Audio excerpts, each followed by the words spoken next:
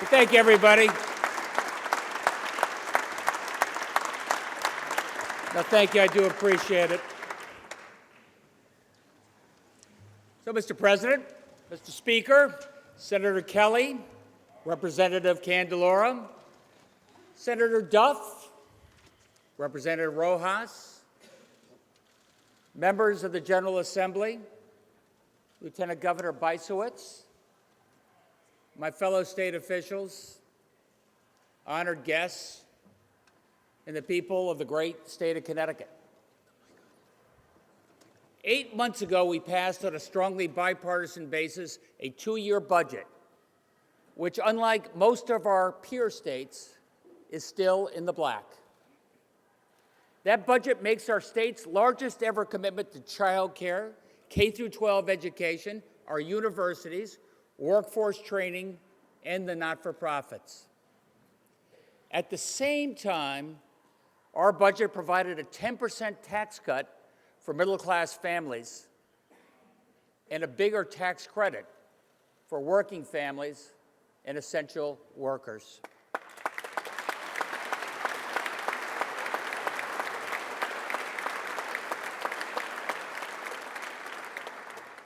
And people are noticing.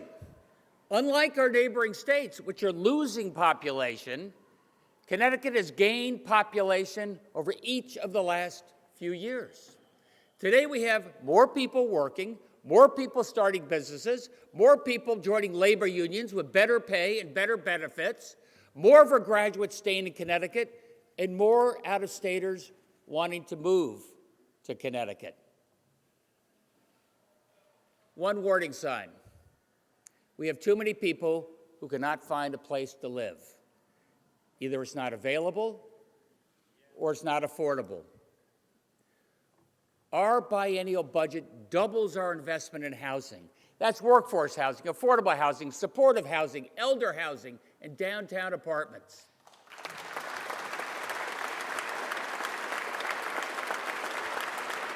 Long overdue, long overdue. Look, most of our cities were much bigger 50 years ago. And what was once housing became parking lots and crumbling brownstones. Well, today, multifamily housing is being built on these empty parking lots in those half-empty office buildings, and old brownfields are being remediated into new communities where your child or your grandparent can afford to live. And why reinvent the wheel? We have a development model that works right here. It's under the leadership of Mike Freeman. Is Mike here? I hope so. Who leads the Capital Region Development Authority. There he is. What are you hiding back there for? He leads the Capital Region Development Authority, which leverages the financial layer cake of state and federal dollars with private monies, which means more housing is being built faster at less cost. In the Hartford region alone, that's over 5,000 homes have been built or soon to be built. We're taking this model across the state, and we'll be looking for input from our towns and cities. Where do you want the housing to be? What's the density? How far are you from public transportation in our schools?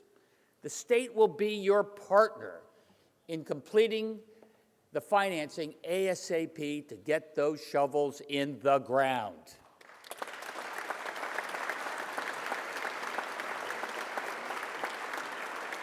Meriden is a great case in point. What was once a bankrupt shopping center and an empty parking lot is now a beautiful park with 250 new units of housing built, all a short walk to a refurbished train station. Downtown New London has seen more new housing built in the last 4 years than in the previous 14 years combined. New families have moved from New York to Stamford, to Norwalk, to Shelton, down the Naugatuck Valley to Waterbury, which is one of our fastest growing cities. And more frequent and convenient two-way rail between Bridgeport and Waterbury is turbocharging that renaissance. The federal infrastructure law was especially important to Connecticut, given our aging transportation system. Now commuter rail will be 25 minutes faster from New Haven to Grand Central and Penn Station. Bridgeport will be as close to New York City as Stamford is today by rail. Each new bridge can save 2 to 3 minutes per ride, as trains will no longer have to slow down to travel over those 100-year-old bridges. So count how many bridges you go over on your commute, and you can figure out how much time you'll be saving. And our transportation fund is replenished, so Connecticut can better compete for the competitive grants. And we're punching way above our weight class right now. Thank you to Garrett Euclideo, wherever he might be.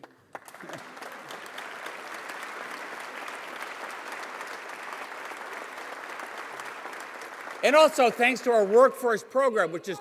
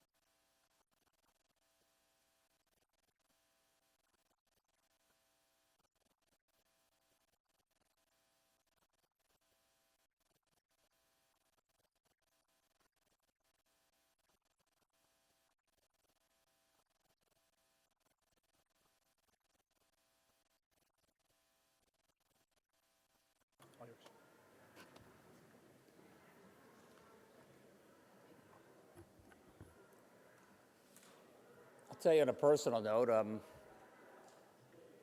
I've been to a few anti-war demonstrations as well in my day. And whatever the justice of your cause, I think you do a disservice when you're rude and disrespectful in a room like this, disrespecting the people in this room and disrespecting the audience.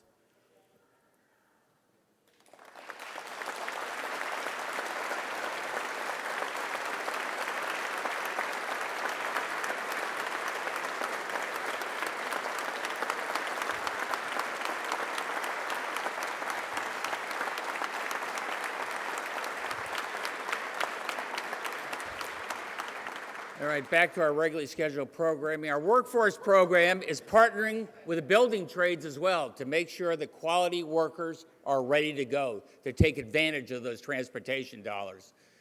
The more housing built around these transportation centers, the more frequent the rail service. Sela Mascara Bruno, saw you there. There you are. You're popular, Sela. Sela knows that the biggest driver of high costs in our state is the cost of housing. The biggest driver of high costs is the cost of housing. Look, if you already own a home, you're probably doing pretty well right now. But the lack of housing drives up costs for everybody else and increases the risk of homelessness. To combat this, Sela is converting old hotels, motels, commercial properties into temporary housing, and she's also leading our interagency task force on homelessness. What does that mean?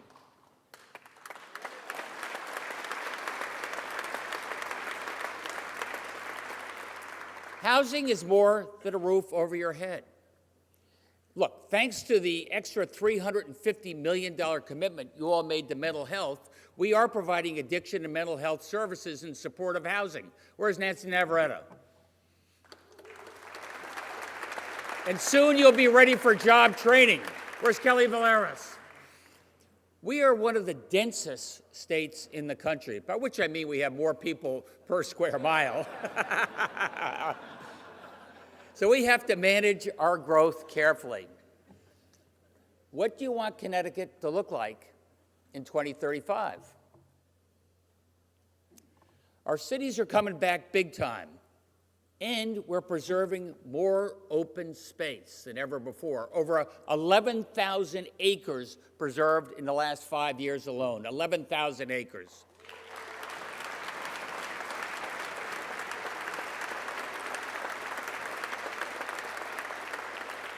Katie Dykes and the team at DEEP, they're supporting hundreds of miles of bike and hiking trails, better connecting our downtowns to our great outdoors.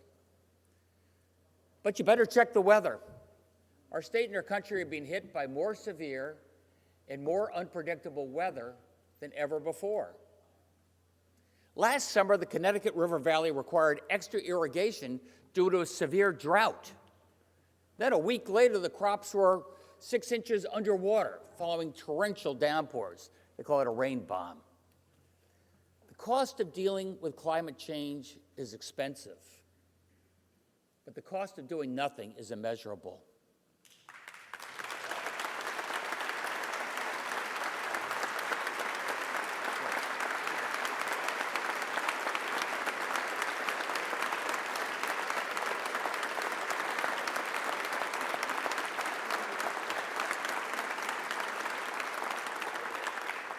That's what it's costing in other states. Flood insurance in Florida, prohibitive. Arizona's water crisis has shut down development in and around Phoenix. And wildfires from California to Canada are smoking out many a sunny day in Connecticut. We must continue working together to keep our energy system reliable, affordable, and less toxic. Most of our energy supply is carbon-free, thanks in large part to nuclear power, but also we have doubled down on wind, solar, and hydro. And thanks to our energy efficiency efforts, our demand for electricity has not really increased much so far this century. And thanks to Brian Garcia and the Green Bank, we're able to make your home more efficient, more energy self-sufficient, saving you hundreds of dollars every year without adding one whit to air pollution. However, from supercomputers and data centers, and then moving to hybrid and electric vehicles, we know that modern technology will put more and more demands upon our grid. So I'm working with my neighboring governors as we source the next generation of clean energy with an emphasis upon affordability. And I would welcome insights from the Energy and Environment Committees as we weigh our options. Sadly, it's not just weather which is becoming more extreme.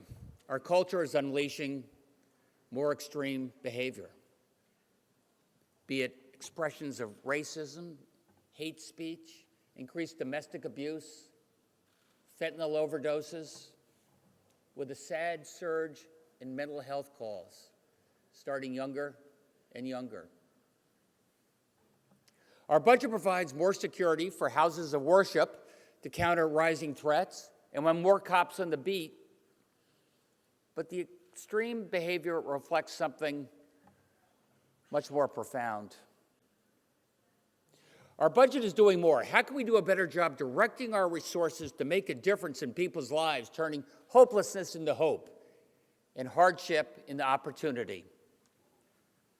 Well, we have the DSS service centers right now where you can get your SNAP benefits or Medicaid renewals, and they're being transformed into opportunity centers where one desk over, you'll be able to link to workforce training program with the necessary child care and rent relief supports you need to make your next job, a reality.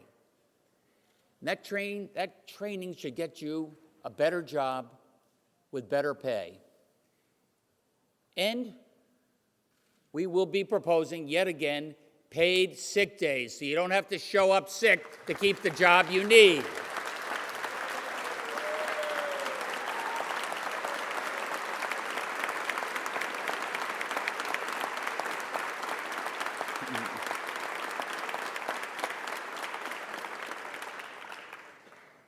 And our budget provides the biggest commitment to child care in our history.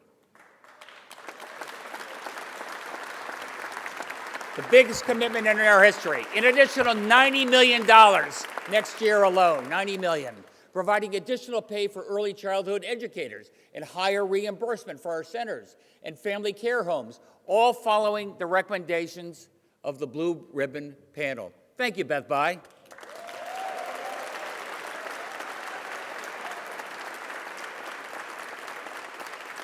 And our budget continues to provide incentives for more companies to follow Electric Boat's lead, which is partnering with the Navy and matching Connecticut's commitment to support more childcare in Southeast Connecticut, making it easier for EB to recruit or retain new moms and dads, and also a better start for their newborn. Our budget provides resources to help caregivers get certified and set up their own home-based child care center. Hats off to Maria Amato. Where's Maria? Hey, Maria.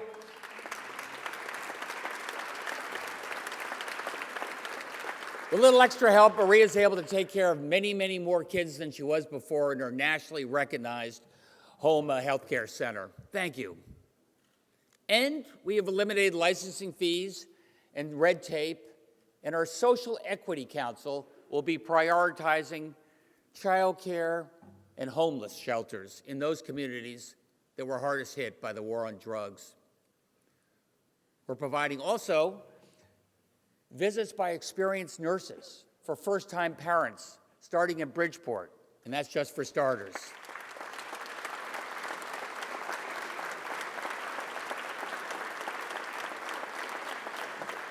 Our expanded child care feeds to our nation's best K-12 education system. Our budget provides more. Let's make sure we're doing better for our kids. Our teachers and paras need help, and our kids still need some catching up.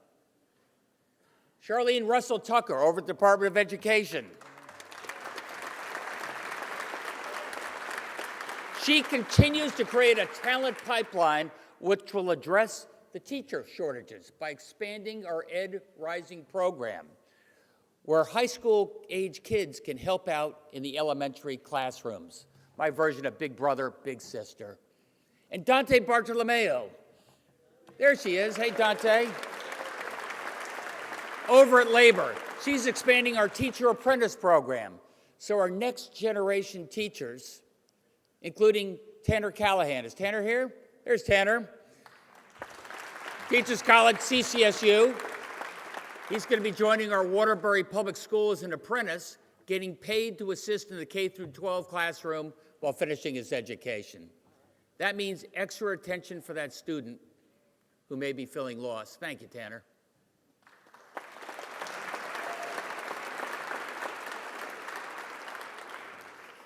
In addition to our expanding ECS funding, our schools still have an additional $400 million in federal relief money to invest over the next 2 years. Make sure it's invested wisely. And we will continue to fund the LEAP program as we get more and more of our kids who got disconnected from school during the pandemic back in the classroom. And thankfully, our chronic absentee rate is continuing to drop.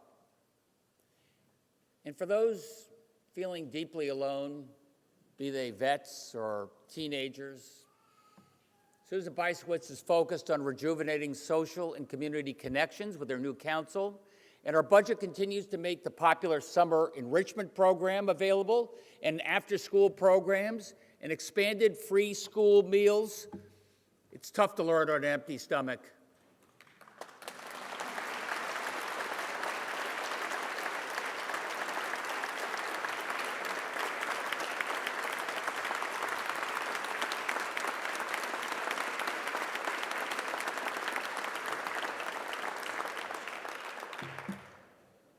There's one more distraction in the school classroom: social media. Where increasingly kids on smartphones are tuning out each other, tuning out learning, and tuning into unfiltered images, which can be fun or disturbing. And some of the severe anxiety and aberrant behavior can be traced back to social media. You remember that smack a teacher TikTok? That comes to mind. That even shut down one of our schools. Well, William Tong is pushing to make sure that the social media companies are held accountable to do a better job of protecting our kids. Thank you, William.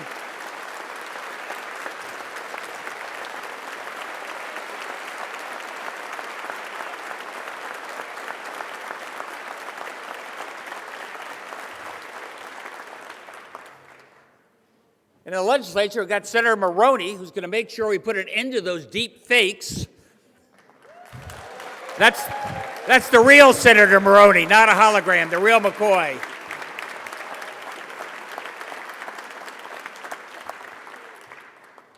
I have a sort of simple idea, I guess. It takes a little bit from China and a little bit from Beyonce. China limits TikTok for children to 1 hour per day. And Beyonce makes you leave your smartphone in a yonder pouch before her major events. We'll be sending out guidance to your school boards pretty soon. Have your younger students leave their smartphones at home or drop them in the yonder pouch at the start of every school day.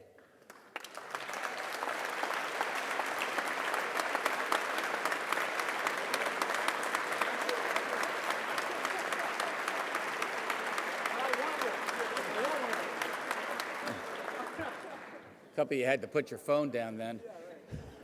Look, I'm showing my age, but I do find that social media is sometimes fundamentally antisocial, and I think too much smartphone makes you stupid.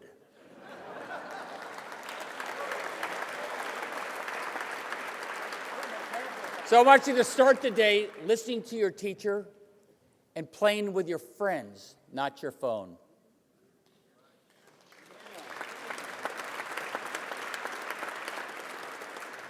We're trying to make the path to college easier as well.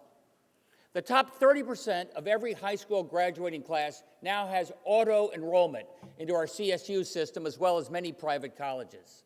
And our recently simplified FAFSA program tells you what, if any, out-of-pocket costs there will be.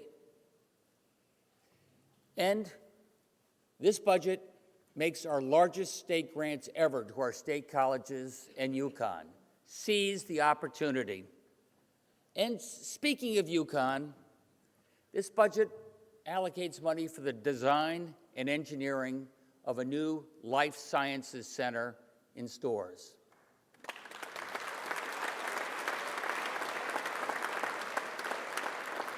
Look, I'm excited to announce that UConn and Yale are now collaborating on a quantum computing, super fast computing enterprise. Quantum technologies will allow our biotech sector to develop therapies more effectively, at less cost, to conduct faster and more thorough clinical trials. Connecticut has always led the world in advanced manufacturing. Now we can accelerate the growth in life sciences, starting with funding for a new world-class biotech hub in New Haven.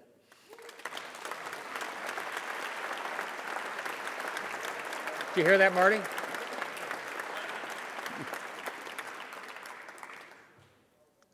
But healthcare only makes a difference if it's accessible and affordable. Deirdre Gifford is building off our healthcare benchmark to hold hospitals, insurance, and pharma accountable for those big price increases. Good news, we have more of our citizens with health insurance than ever before, and we have expansion of Covered Connecticut, providing free health care with no out-of-pocket expenses for all parents earning less than about $50,000 a year.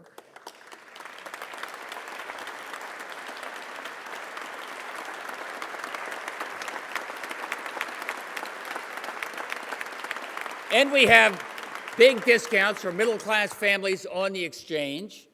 And the Array RX card can provide savings anywhere from 20 to 80% on medicines. Thank you, Comptroller Scanlon.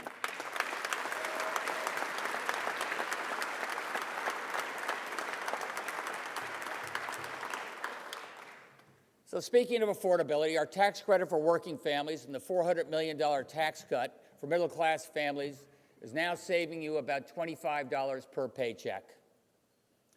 Our income tax is less than our neighboring states and less than most Sun Belt states for the majority of our workers.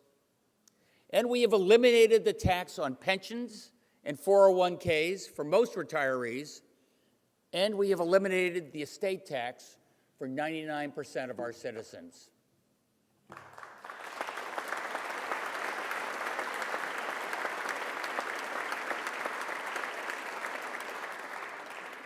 Looking at the mayors, we still have work to do on the property tax together, which hits residents on fixed incomes the hardest.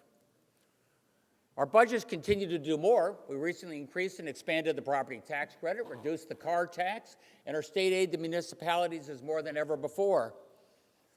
Our budget is doing more, but we also have to focus on doing better. Local government spread across 169 towns and 200 school districts is just too damn expensive. Don't worry, I'm not going to use that word regionalized. That already went over like a lead balloon a few years ago. But I will say that our budget provides additional flexibility for our COGS, so they can hire the tax assessors and building inspectors and purchasing agents and the IT nerds, which your town may not be able to afford on a full-time basis, but your COG can make available for you on a contract as needed basis.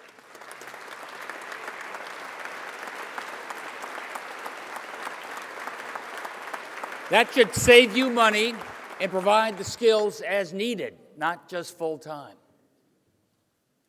Look, like too many of our citizens, Connecticut in years past was living paycheck to paycheck with too much debt and no room for error. Today, in addition to making our regular payments to the pension fund, we have paid down an extra $8 billion, saving taxpayers about $800 million per year for the next 25 years that can be dedicated to critical social services.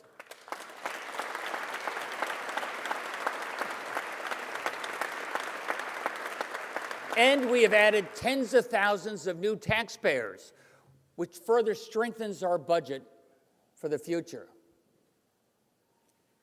And paying down our debts in a robust rainy day fund, that doesn't shortchange our programs. It has resulted in 6 years of consistent increases in our social programs, rather than that herky-jerky boom and bust cycle from yesteryear. We're doing better.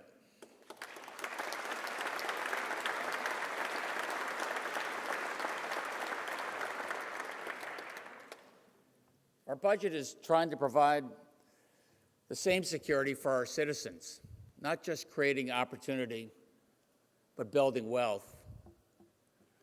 I always remember something that Senator Winfield likes to remind me. People need fewer second chances if they give them more first chances.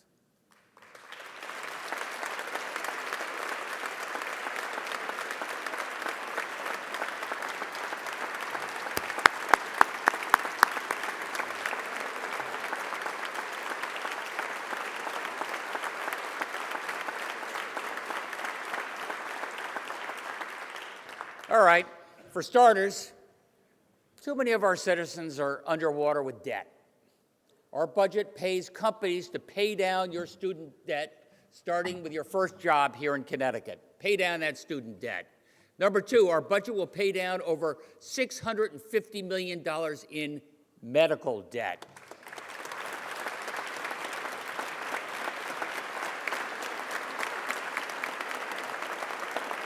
That's debt that hangs over you like a dark cloud. And with less debt, you're in a better position to take advantage of debt-free community college and free workforce training, which allows you to earn more. And building wealth starts with ownership. We have provided funding alongside the private sector to support over 1,000 small business startups, over 1,000 startups over the last few years, mostly owned by women and entrepreneurs of color.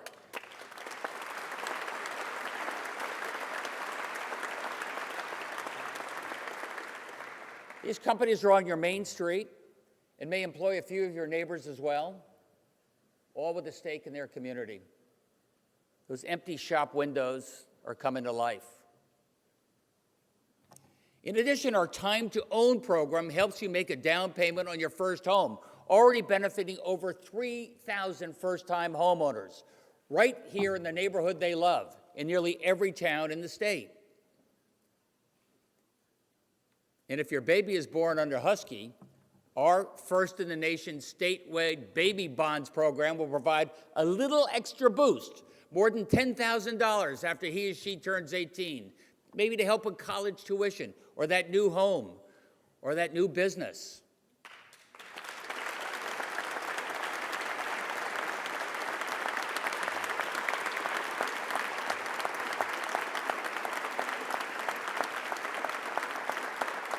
I think I'm looking right here at Evan Calderon. Evan is one of the first babies to receive baby bonds.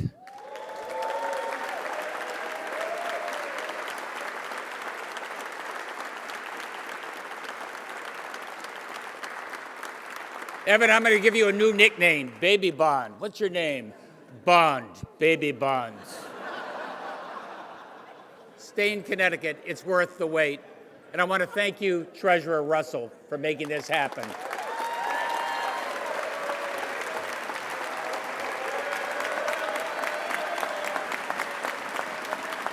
He made it happen.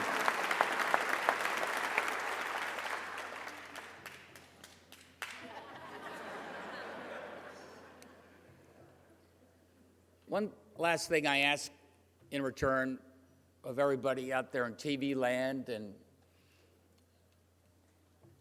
vote. I ask you to vote. I want you to be involved. I want you to have a stake in what happens here. It makes a difference. Where's Secretary of State Stephanie Thomas? She's making early voting a reality, making it easier every day. And I want you to vote. I want you to have a stake in the outcome. I want to make sure your vote means that we have a budget which is a reflection of your values.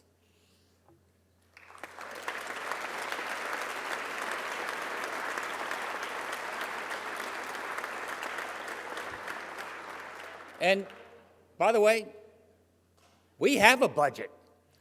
Look, Hartford is not Washington, D.C., where they have a hard time deciding upon a speaker, a budget. They don't even try to balance the budget. Look, maybe those Washington, D.C. partisans should be required to check their smartphones in a yonder pouch before entering their capital.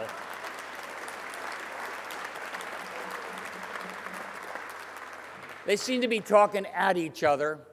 I like to think here in this room we're talking with each other. I think it's making a positive difference in people's lives. And that's why we all do what we do. God bless you all, everybody. God bless the great state of Connecticut.